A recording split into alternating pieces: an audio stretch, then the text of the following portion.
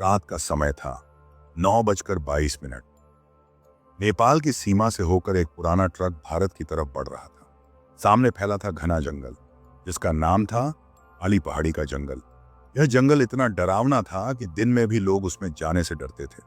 Truck के अंदर चीन से तस्करी करके लाया गया सामान भरा था। ड्राइवर जल्दी में था। अचानक एक तीखे मोड़ पर ट्रक का पहिया किसी बड़े पत्थर से टकराया। ट्रक जोर से झटका खा गया और पीछे से एक लोहे का बक्सा नीचे गिर पड़ा। ड्राइवर ने रियर मिरर में देखा, पर रुका नहीं। वह बक्सा वहीं सड़क किनारे पड़ा रह गया, जैसे किसी का इंतजार कर रहा हो।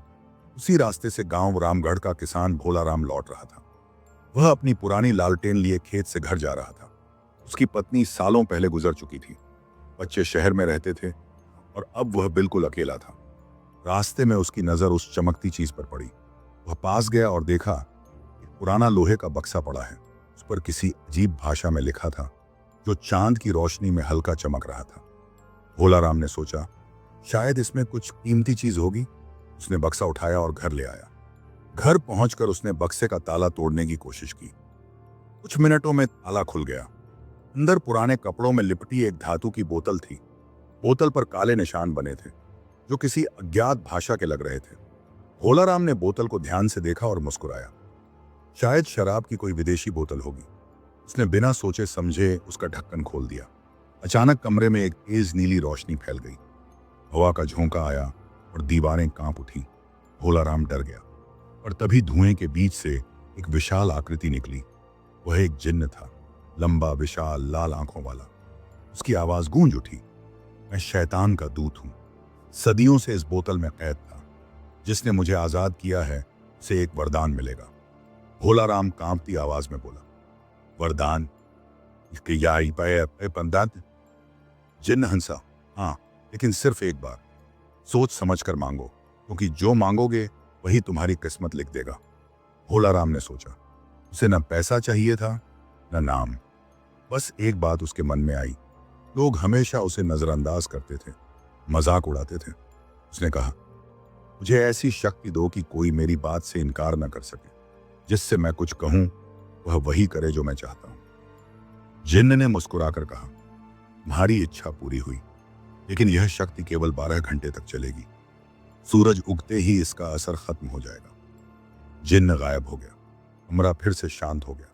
भोलाराम के हाथ में अब एक साधारण धातु की बोतल थी। अगली सुबह जब वह गांव की दुकान पर गया, उसने अपनी शक्ति आजमाने की सोची।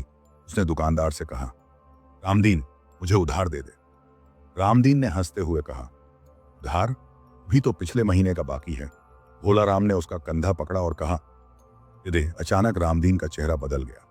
उसने कहा, हाँ काका, ले जाइए, जितना चाहिए ले जाइए। भोलाराम चौंक गया। उसकी शक्ति सच में काम कर रही थी। धीरे धीरे वह और निर्भीक हो गया। लोगों से काम करवाने लगा। गांव में अपनी बात मनवाने लगा। हर कोई उसकी बात मानने लगा।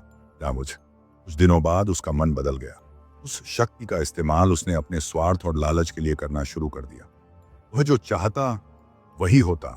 अभी खेतों में मजदूरों से मुफ्त काम करवाता, अभी गांव की पंचायत को अपने हक में झुका लेता। लोगों को धीरे धीरे भोलाराम की नजर लगने लगी। गांव में अफवाह फैल गई कि उसके पास कोई तांत्रिक शक्ति है। रात में उसके घर से नीली रोशनी दिखाई देती थी और कभी कभी अजीब आवाजें आती थीं।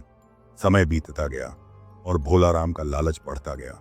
वह बार बार उस बोतल के पास जाता, जिन्न को पुकारने की कोशिश करता, पर जिन्न फिर कभी नहीं आया। उसे सिर्फ वही पुरानी बोतल दिखाई देती थी, जो अब धूल से ढक चुकी थी। 3 महीने बाद गांव में एक और अजीब घटना हुई। कई महिलाएं अचानक बीमार पड़ने लगी। किसी को समझ नहीं आया कि क्या हो रहा है। कुछ की तबीयत इतनी बिगड़ी कि उन्हें शहर के अस्पताल ले जाना पड़ा। गांव के लोग घबराए हुए थे। सबका शक भोलाराम पर गया। कहा गया कि उसकी किसी काली साधना का असर है। सरपंच ने शहर से पुलिस बुला ली। इंस्पेक्टर वीरेश ठाकुर अपने 2 सिपाहियों के साथ पहुंचे। उन्होंने गांव वालों से पूछा, क्या किसी ने कुछ अजीब देखा है? एक बूढ़ी औरत ने कहा, साहब, रात को भोलाराम के घर नीली आग जलती है। वीरेश ने फैसला किया कि आज रात वे खुद देखेंगे। रात के 9:22 हुए। इंस्पेक्टर और 2 सिपाही भोलाराम के घर के बाहर छिपे थे। अंदर से मंत्र जैसी आवाज आ रही थी। उन्होंने दरवाजा तोड़ा। कमरे के बीच में भोलाराम बैठा था। आंखें बंद किए और उसके सामने वही पुरानी बोतल रखी थी। इंस्पेक्टर चिल्लाया, भोलाराम, ये क्या कर रहे हो? भोलाराम ने आंखें खोली, उनमें नीली चमक थी। उसने कहा, कोई मुझे नहीं रोक सकता। पूरा गांव मेरी मुट्ठी में, रोटी में है। तभी बोतल से धुआं उठा।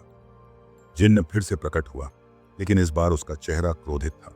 उसने कहा, मैंने कहा था, इंसान कभी नहीं सुधरता। तुमने शक्ति का गलत इस्तेमाल किया है। तुम्हारा समय खत्म। कमरा हिलने लगा, दीवारें टूटने लगीं और एक तेज धमाका हुआ। इंस्पेक्टर और उसके सिपाही बेहोश हो गए। अगली सुबह जब गांव वाले पहुंचे, उन्होंने खेत में भोलाराम का शरीर पड़ा देखा। उसके आसपास राख फैली थी, वो बोतल गायब थी। इंस्पेक्टर ने अपनी रिपोर्ट में लिखा, मामला रहस्यमय है। किसी विस्फोट का निशान नहीं, लेकिन कुछ अलौकिक जरूर हुआ है। उस दिन के बाद से गांव वालों ने काली पहाड़ी के जंगल में जाना बंद कर दिया। लोग कहते हैं रात के 9:22 पर अगर कोई वहां से गुजरता है तो हवा में एक फुसफुसाहट सुनाई देती है, मुझे आजाद करो, मैं तुम्हारी हर इच्छा पूरी कर दूंगा। और फिर बस नीली चमक फैलती है, हवा रुक जाती है और वही आवाज दोहराई देती है, इंसान कभी नहीं सुधरता।